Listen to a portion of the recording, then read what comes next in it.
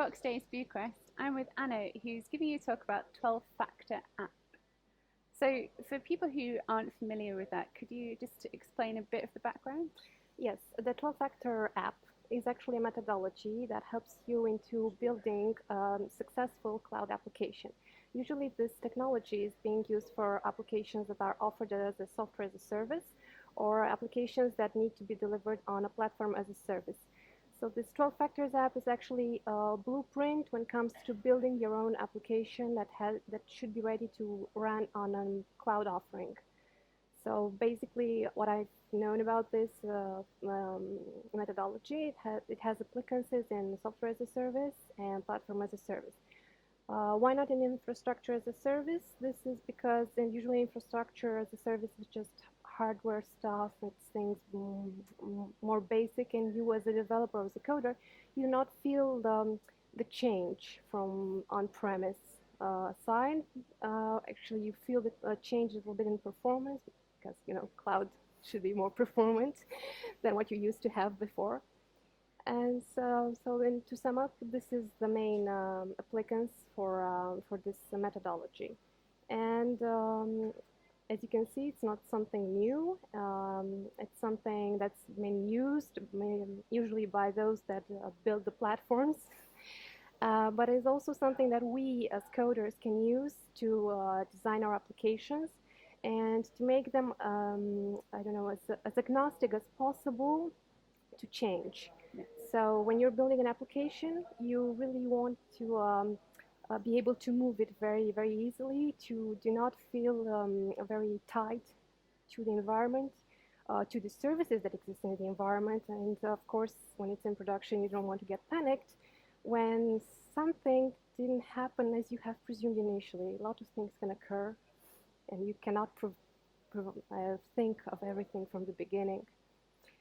So basically, this is what I'm going to talk to you about today, and how to do such an application. And I hope to have enough time to show both a code for an application made with Java and code for an application with Node.js, because I want for coders, developers, and any technical person to understand that this methodology applies not only for a certain language, that it can be applied to multiple languages, and it's a success. So it sounds really good. When I read about it, it seemed like it's really integral to building in a microservice, building something with a microservice architecture. Yes, not only that. Actually, I believe that's a very good methodology to build even enterprise application. Actually, it's a very good methodology to to migrate something from on-premise to cloud. So when a client or somebody wants to move their application to make them better, to improve them, you just follow these rules, these factors, and you can get a successful product. So I have used some of these factors also on-premise, because some of those are applying also to an on-premise part, but they're not as successful as for the cloud. So the cloud offers, because it's more elastic, Yeah. is offering a much better support in using those factors and have a very, very robust application. What are some of the factors that apply not just to the cloud but also to enterprise applications? So the first factor, the code base, is the most important, and a lot of developers think, oh, come on, I'm using a source control system.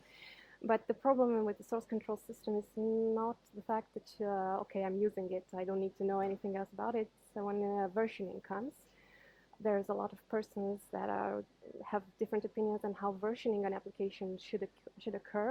And this is when spawning into a lot of code bases occurs, and people lose their focus from what they were doing, and developers have to think about, oh, this feature was on that one, this feature was on that. So you are just caught in a web when doing that. That's one factor that applies to both. Also, there's other factors to to code your application in a very decoupled manner. So do not use those one-time processes like all coded in the same place or all starting in the same time, because you might not need for all those to be started in the same time.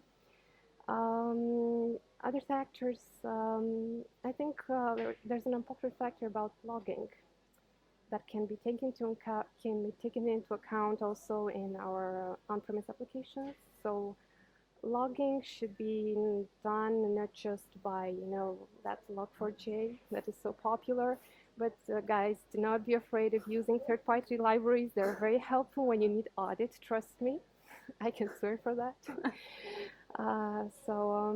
Yes, there are a lot of these factors can find similar applicability in our day-to-day life as on-premise code developers. Thank you.